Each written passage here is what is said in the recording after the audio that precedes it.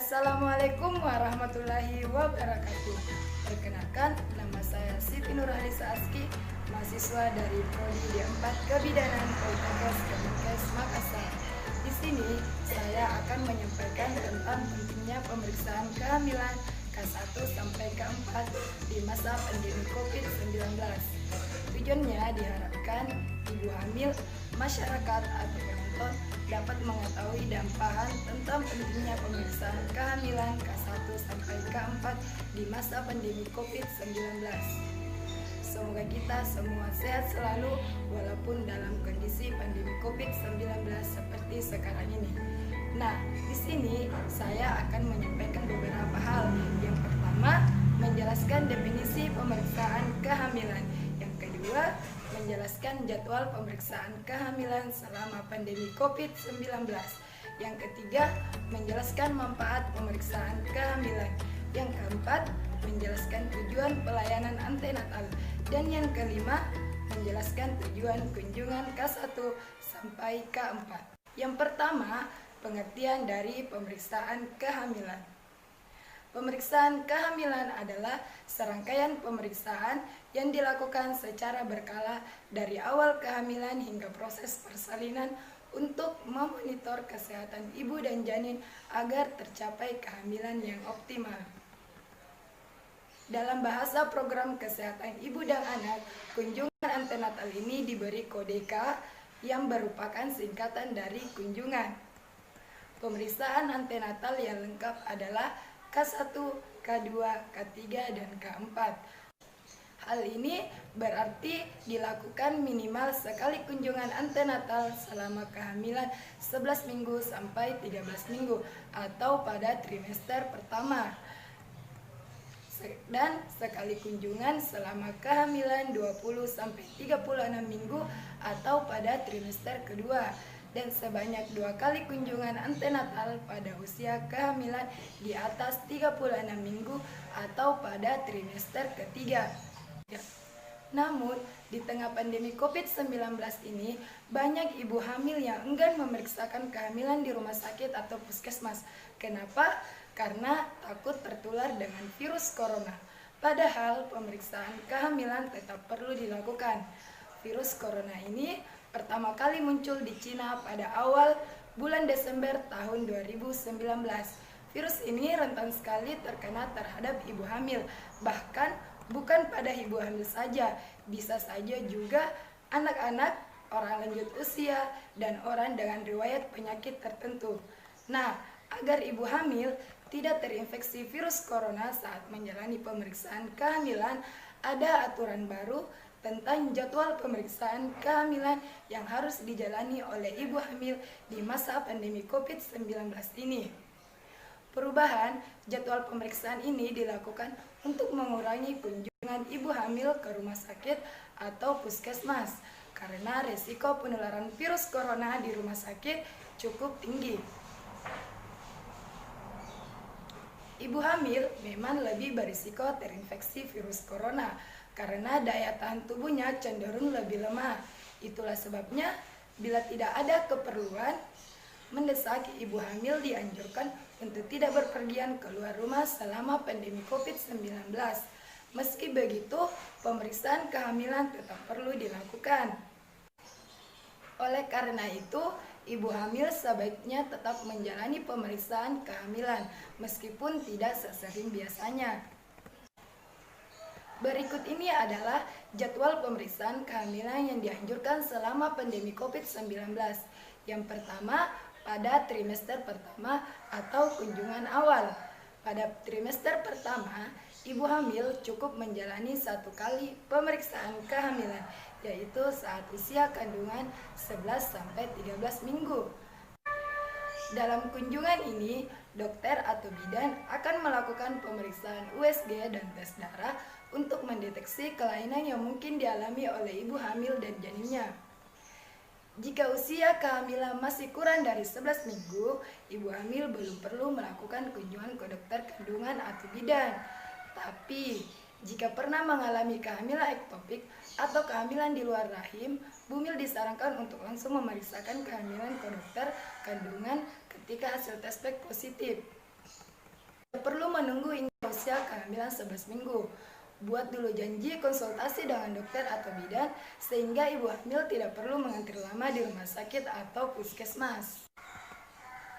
Nah, sekarang bila ada yang ingin ditanyakan ke dokter atau bidan, ibu hamil bisa juga memanfaatkan fasilitas konsultasi online dengan dokter kandungan atau bidan. Ibu hamil juga bisa mengikuti kelas kehamilan online yang mengajarkan cara menjaga dan mengawasi kehamilan secara mandiri. Nah, selanjutnya yang kedua, pada trimester kedua atau kunjungan kedua. Selama kehamilan trimester kedua, ibu hamil hanya perlu melakukan kunjungan ke dokter atau bidan 1 kali untuk melakukan pemeriksaan USG kehamilan, tepatnya pada usia kandungan 20 minggu sampai 36 minggu. Walaupun hanya sekali, pemeriksaan ini dapat memberikan informasi mengenai kondisi organ-organ bayi dan plasenta, serta mendeteksi kelainan yang mungkin terjadi. Selain itu, kesehatan ibu hamil juga akan diperiksa secara menyeluruh. Jadi, jangan lewatkan pemeriksaan kehamilan di usia kandungan seperti ini ya, ibu-ibu hamil. Nah, yang ketiga, pada trimester ketiga atau kunjungan ketiga dan keempat. Jadwal pemeriksaan kehamilan pada ibu hamil trimester ketiga harus lebih sesering lagi karena sudah mendekati waktu persalinan, yaitu saat usia kandungan sudah 36 minggu ke atas. Pada kunjungan-kunjungan ini, dokter dan bidan akan melakukan pemeriksaan darah, pemeriksaan urin, dan USG untuk memantau tumbuh kembang dan posisi janin, serta untuk menentukan rencana persalinan. Selama di rumah, ibu hamil bisa memantau detak jantung janin secara rutin menggunakan Doppler yang bisa didapatkan di toko alat kesehatan.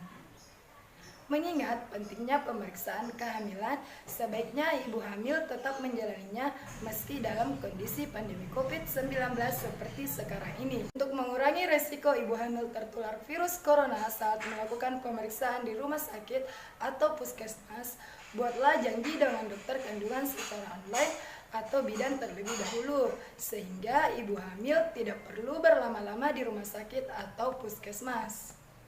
Dan kenakan masker, sediakan antiseptik untuk cuci tangan ketika ibu hamil ingin memeriksakan kandungan ke rumah sakit atau puskesmas, dan jaga jarak selama di perjalanan dan di rumah sakit atau puskesmas. Nah, selanjutnya manfaat pemeriksaan kehamilan. Pemeriksaan kehamilan ini memang penting walaupun dalam situasi seperti ini adanya COVID-19, karena pemeriksaan kehamilan berguna dalam pertama, mempertahankan kesehatan fisik dan mental ibu. Yang kedua, memonitor kesehatan ibu dan janin supaya persalinannya aman. Yang ketiga, agar tercapainya kesehatan bayi yang optimal. Yang keempat, mendeteksi dan mengatasi dini komplikasi dan penyakit kehamilan yang mungkin dapat muncul. Misalnya, hipertensi dalam kehamilan, diabetes dalam kehamilan, anemia, janin dengan berat badan rendah, kehamilan anggur, dan plasenta previa, bahkan infeksi dalam kehamilan, misalnya keputihan atau infeksi saluran kemih dan lain-lain. Nah, selanjutnya tujuan pelayanan antenatal. Tujuan yang dilakukan pelayanan antenatal ini adalah yang pertama, menjaga agar ibu sehat selama masa kehamilan, persalinan, nifas, serta mengupayakan bayi yang lahir sehat. Yang kedua, menurunkan morbiditas dan mortalitas ibu dan perinatal. Yang ketiga, memantau kemungkinan adanya resiko-resiko kehamilan dan merencanakan penata laksanaan yang optimal terhadap kehamilan risiko tinggi. Nah, selanjutnya tujuan kunjungan dari K1 sampai K4. Yang pertama, tujuan kunjungan K1. Tujuan kunjungan K1 ini adalah yang pertama, menjalin hubungan saling percaya antara petugas kesehatan dan klien. Yang kedua, mendeteksi komplikasi-komplikasi atau masalah yang dapat diobati sebelum mengancam jiwa ibu. Yang ketiga, melakukan tindakan pencegahan seperti tetanus neonatorum, anemia, atau penggunaan praktek tradisional yang merugikan. Dan yang keempat, memulai mempersiapkan kelahiran dan memberikan pendidikan. Asuhan ini penting untuk menjamin bahwa proses alamiah dari kelahiran berjalan normal dan tetap demikian seterusnya. Dan yang kelima, mendorong perilaku yang sehat seperti gizi, kebersihan, istirahat, dan sebagainya, bertujuan untuk mendeteksi dan mewaspadai.